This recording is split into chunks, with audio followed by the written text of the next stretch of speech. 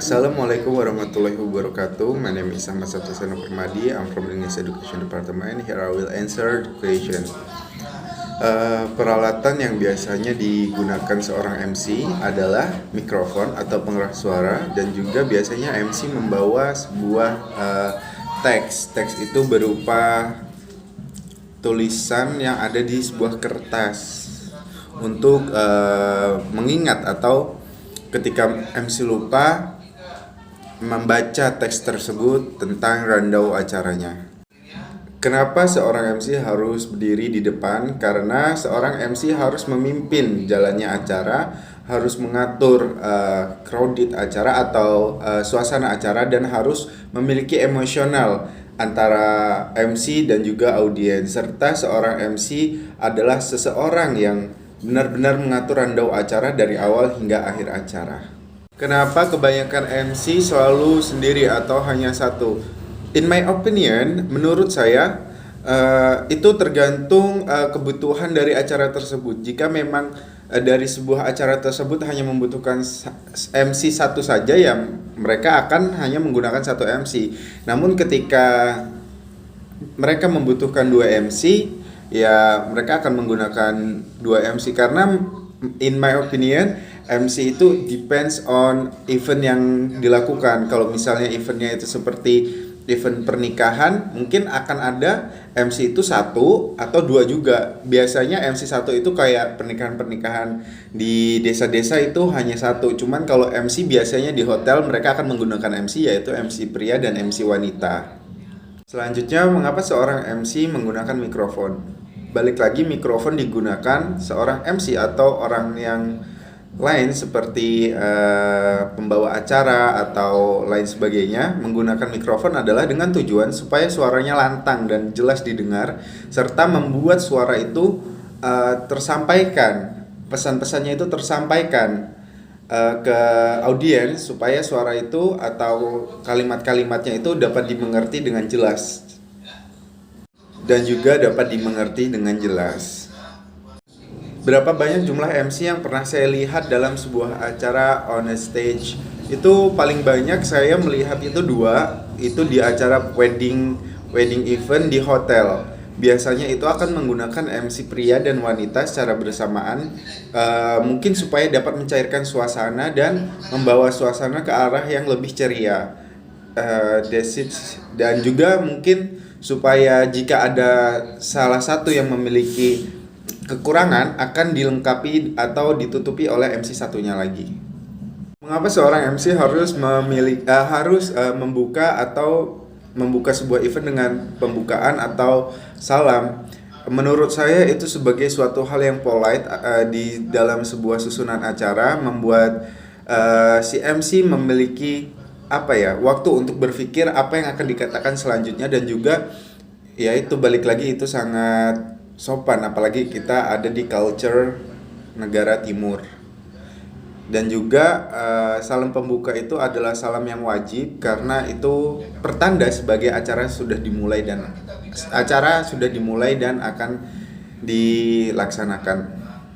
Kembali lagi, menurut saya kepribadian saya adalah orang yang friendly, extrovert, generalis, dan juga fleksibel. Kenapa? Karena saya selalu dapat membawa diri saya ke dalam sebuah suasana. Kembali lagi ke rules of MC, ketika kita on the stage, kita harus melupakan masalah-masalah yang kita hadapi di daily life. Mungkin hari itu kita ada masalah, dan kita ketika naik stage, kita nggak boleh bawa masalah itu ke stage. Dan juga menurut saya, di diri saya mampu mengemban tugas itu, melakukan tugas itu, karena di diri saya adalah saya orang yang friendly dan generalis serta fleksibel dan extrovert, yang artinya saya sangat dapat membawa diri saya is depend on situation. Dan juga saya mampu mencairkan suasana. Harus memiliki sifat friendly, karena ketika kita on the stage, kita harus membangun emosional dengan audiens, supaya kita mampu supaya audiens mau gitu untuk selalu memperhatikan kita. Dan itu menurut saya tadi lebih ke fleksibel ya, dan juga friendly.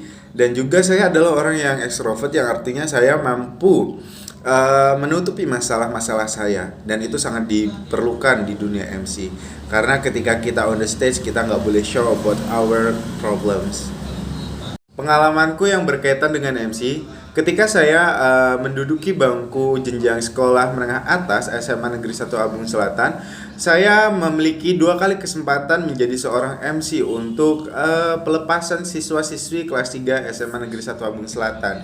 Di dalam pengalaman itu, saya harus memiliki jiwa-jiwa ekstrovert dan juga friendly serta fleksibel dan juga general supaya saya mampu membangun emosional, karena di situ saya harus saya harus memiliki 2 kepribadian yang ditentukan oleh waktu. Di pagi hari sampai siang hari saya harus memiliki pembawaan yang something like formal, dan juga ketika sudah melewati jam 12 siang saya pembawaannya harus lebih friendly dan juga lebih ke ekstrovert supaya karena itu adalah acara yang nggak formal, karena setelah jam 12 siang itu adalah acara untuk siswa-siswi seperti show their ability tentang kesenian, tarian, nyanyian, atau penampilan band-band lainnya yang ada di SMA itu, dan juga mampu mengembangkan suasana, maksudnya mengembangkan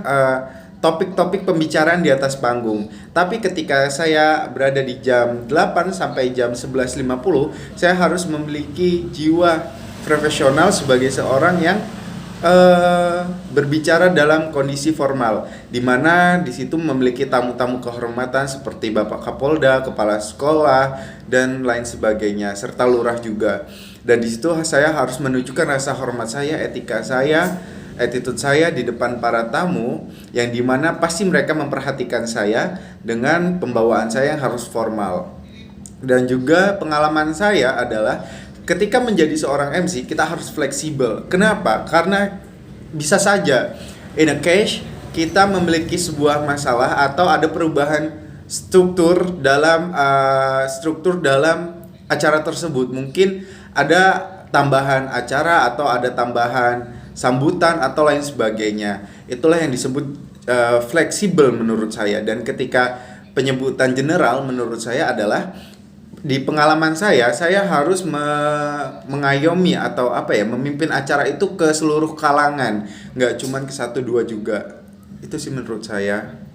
Dan juga pengalaman saya yang paling berkesan di diri saya adalah ketika apa yang saya tampilkan di depan itu dinilai juga oleh guru kesenian saya, dan saya harus mengganti pakaian saya sesuai dengan sesi. Jadi itu menjadi sebuah tantangan bagi saya untuk menampilkan hal yang lebih. Pertama adalah tantangan saya supaya audiens tetap tertarik dengan apa yang saya lakukan, saya katakan, dan saya tampilkan. Kedua, saya harus memberikan penampilan secara grooming yang baik, karena penampilan itu juga menunjang kita on the stage. Serta yang paling berkesan adalah ketika last minute dari acara itu dimulai, saya adalah orang pertama yang diberitahu bahwa susunan itu berubah, dan itu benar-benar on the spot yang membuat saya susah untuk berpikir atau mengembangkan kalimat-kalimat yang diberikan oleh penanggung jawab event itu. Tapi dengan confidently-nya saya, dengan jiwa ekstrovert saya serta friendly-nya saya mampu membuat acara itu menjadi meriah ketika waktu dimulai dari jam 12, yaitu untuk acara yang non formal. Terima kasih.